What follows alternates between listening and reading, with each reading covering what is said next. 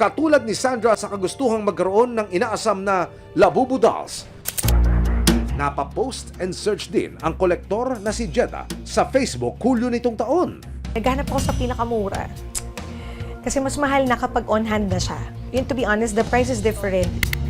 3 magkakaibang resellers daw ang agad na nag-alok kay Jeda online. Teka, may mga hindi ako nakolekta. Oh, wala na pala talaga siya sa sa online, sa mismong shop. So doon nag-start na akong hanapin. Lalo pang na-excite si Jeda nang mag-confirm ang sellers na available daw ang mga gusto niyang Labubu item. For 2 months, nagre-reply siya. So sabi ko, kampante. Kaya parang mapapersuade ka kasi. Ang bisa na mag-reply, tas napakagalang. May pag-God bless pa yung iba. O syempre parang, ay, totoo nga to. Dahil gigil na si Jeda na magkaroon ng Labubu dolls, agad din siyang nagpadala ng bayad na 120,000 pesos. Tapos sabay na transaction, magkaiba lang ng tao. Ilang araw pa lumipas, hindi pa man dumarating ang mga Labubu, ang sellers na pinagbilhan ni Jeda nang hihingi pa raw ng additional payment.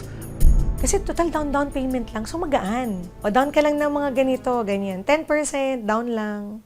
Ang inaasahang ia-unbox ni Jeda noong August, biglang undelivered na. So parang all of them, parang I was expecting by August, darating sila. Nang subukang balikan ni Jeda ang mga chat niya sa resellers, na-block na raw siya ng mga ito. Teka, ba't yung nagme-message siya sa akin? Wala na. Yung pala kaya pala nagme-message. Anonymous na. Block na ako. Naging mabigat daw sa loob ni Jeda ang nangyari sa kanya dahil naunsyami ang inaasam niyang Labubu. Yung 100 na yun, isang item yun. Those are 4 rare items. So wala na. Kaya ang lesson learned naman daw ni Jeda sa nangyari. Kung nawala na sa kamay ko, wala na akong magagawa. All I gotta do is just to move forward, work, set this up as a learning lesson, na maging mapagmatsyag ka na, i-check mo ng maigi. Maraming salamat sa panonood, mga kapuso. Para masundan ang mga reklamong nasolusyonan ng resibo, mag-subscribe lamang sa GMA Public Affairs YouTube channel